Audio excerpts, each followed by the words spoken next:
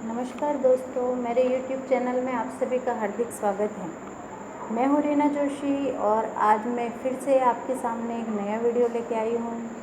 ये जो मेरा वीडियो है वो पूरी तरह से रीट के एग्ज़ाम के बारे में सामान्य जानकारी पर आधारित है। इस वीडियो में मैं आपको रीट के बारे में समस्त छोटी मोटी बातें बताने जा रही हूँ, जो किसी भी नए कंपटीटर के लिए या जो पुराने हैं उसके लिए भी बहुत हद तक लाभदायक सिद्ध होगी।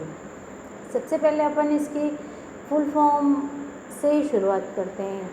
जैसे कि आप जानते हो कि रीट 4 लेटर से बना हुआ शब्द है, REET, Rajasthan eligibility exam for teachers, जिसको अगर अपन हिंदी में बोलना चाहें तो राजस्थान अध्यापक पात्रता परीक्षा। जैसे कि इसके नाम से ही पता चल रहा है कि ये कोई भर्ती परीक्षा नहीं, ये एक पात्रता परीक्षा है। और पात्रता परीक्षा अर्थात अपन टीचर बनने के पात्र हैं या नहीं है, यह इस एग्ज़ाम को देने के बाद जब अपन इस एग्ज़ाम को पास कर ले तब पता चलेगा कि जो टीचर बनने के लिए न्यूनतम योग्यता होनी चाहिए वो अपने अंदर है कि नहीं है। पहले टीचर बनने के लिए सिर्फ अध्यापक का प्रशिक्षण लेना पर्याप्त था, परंतु धीरे धीरे शिक्षा में अवमूल्यन होने के कारण NCT ने ये नॉर्म्स निर्धारित किए कि अध्यापक बनने के लिए भी अपन को पात्रता परीक्षा देनी अनिवार्य है। राजस्थान में पहले 2 परीक्षाएं होती थी, एक पात्रता परीक्षा होती थी, उसके बाद फिर से भर्ती परीक्षा होती थी। और वो जो पात्रता परीक्षा है वो टेट के नाम से जानी जाती थी। TET, टीचर एलिजिबिलिटी टेस्ट, अर्थात अध्यापक पात्रता परीक्षा। उस परीक्षा में 60% लाने के बाद व्यक्ति टीचर की भर्ती परीक्षा में परीक्षा देने के लिए योग्य माना जाता था। फिर भर्ती परीक्षा होती थी, भर्ती परीक्षा पास करने के बाद वह व्यक्ति टीचर बन पाता था। पास करना अर्थात मेरिट में स्टैंड करने के बाद।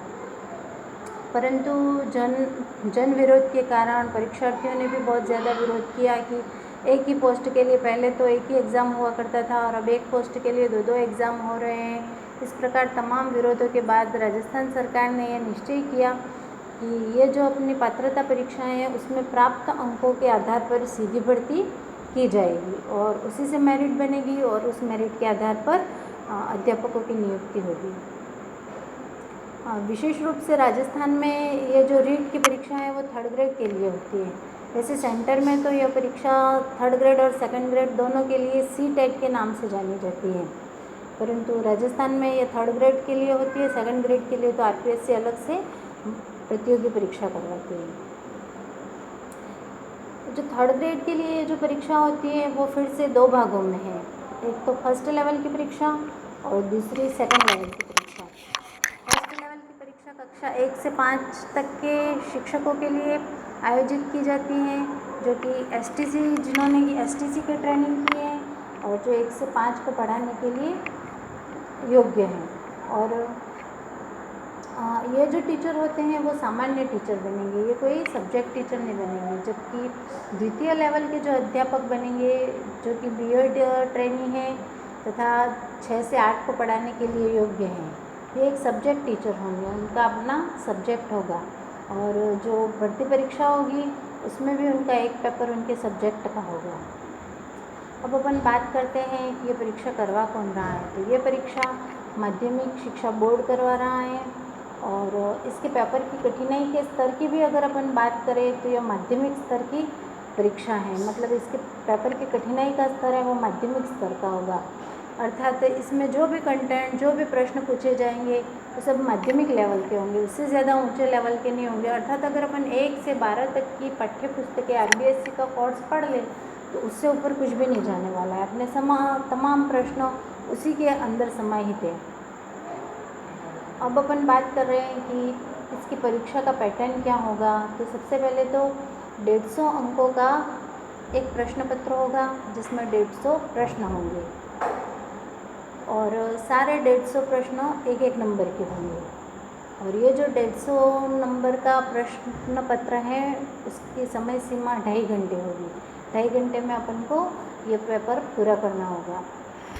ये जो 150 अंकों का प्रश्न पत्र है उसको फर्स्ट लेवल और 2nd लेवल के लिए अलग अलग भागों में बांटा गया है। सबसे पहले अगर अपन फर्स्ट लेवल की बात करें तो फर्स्ट लेवल में इसको 5 भागों में बांटा गया है। पहला भाग है बाल मनोविज्ञान एवं शिक्षा शास्त्र, जिसमें शिक्षा मनोविज्ञान, बालकों के मनोविज्ञान, बालकों के वृद्धि विकास आदि से संबंधित तथा शिक्षण विधियों पर आधारित 30 अंक के 30 प्रश्न आएंगे।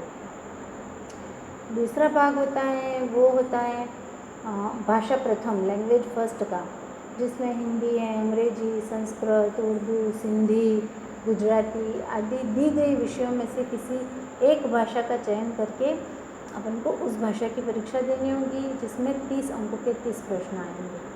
उसके बाद दूसरा जो भाग होता है अपना, वो दूसरा भाग है वो भाषा द्वितीय का होगा। उसमें भी दी गई हिंदी, अंग्रेजी, उर्दू, संस्कृत आदि भाषाओं में से किसी एक भाषा का चयन करना होगा और उसके लिए भी 30 प्रश्न आएंगे 30 अंकों के। चौथा जो भाग है वो होता है गणित का और गणित के 30 प्रश्न आएंगे 30 अंकों के। और जो पांचवा भाग है वो होता है पर्यावरण अध्ययन का, उसमें 30 अंकों के 30 प्रश्न आते हैं। इस प्रकार 150 अंकों के 150 प्रश्न ये प्रथम लेवल के हो गए। अब अपन बात करते हैं द्वितीय लेवल की। द्वितीय लेवल में वही पहला भाग तो बाल मनोविज्ञान एवं शिक्षा शास्त्र का है, जिसमें शिक्षण विद्या और शिक्षा मनोविज्ञान से संबंधित है, परंतु यहाँ जो बालक के विकास के संबंध में बात है तो वो 6 से 8 वाले बालकों के मनोविज्ञान के पर आधारित प्रश्न पूछे जाएंगे, जो कि 30 नंबर के प्रश्न होंगे और 30 अंकों के 30 अंकों के प्रश्न 30 होंगे। उसके बाद दूसरा भाग है वही लैंग्वेज फर्स्ट का, जिसमें से दी गई भाषाओं में से अपन को किसी भी एक भाषा का चयन करना है और उस भाषा के 30 अंकों के 30 प्रश्न होंगे। उसके बाद बात आती है लेवल लैंग्वेज सेकंड की। लैंग्वेज सेकंड में वही हिंदी, अंग्रेजी, उर्दू, संस्कृत आदि में से किसी भी एक भाषा का चयन करना है और उनमें से एक भाषा का चयन करने के बाद उसी भाषा में से 30 अंकों के 30 प्रश्न पूछे जाएंगे। और अगला जो भाग है वो गणित विज्ञान और सामाजिक का होता है, जिसके 60 नंबर के प्रश्न आते हैं। ठीक है, इस प्रकार 150 अंक का ये द्वितीय लेवल का भी भाग हो गया 150 प्रश्नों का। ठीक है, इस प्रकार हाँ, पर एक बात यहाँ मैं बताना ज़रूरी समझूंगी।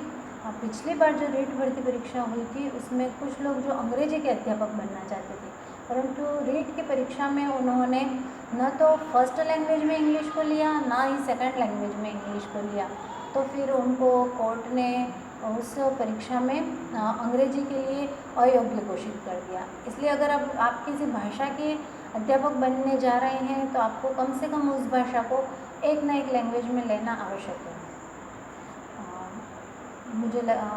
ये था मेरा वीडियो रीट के बारे में। मुझे आशा है कि मेरा ये वीडियो आप लोगों के लिए उपयोगी साबित हो और आपको अच्छा लगे। अगर आपको मेरा ये वीडियो अच्छा लगे तो इसे लाइक ज़रूर कीजिएगा, ज़्यादा से ज़्यादा शेयर कीजिएगा और मेरे चैनल को सब्सक्राइब करना बिल्कुल भी मत भूलिएगा और बेल आइकन को दबाइएगा ताकि मेरे आने वाले वीडियोज़ के नोटिफिकेशन आपको मिलते रहें।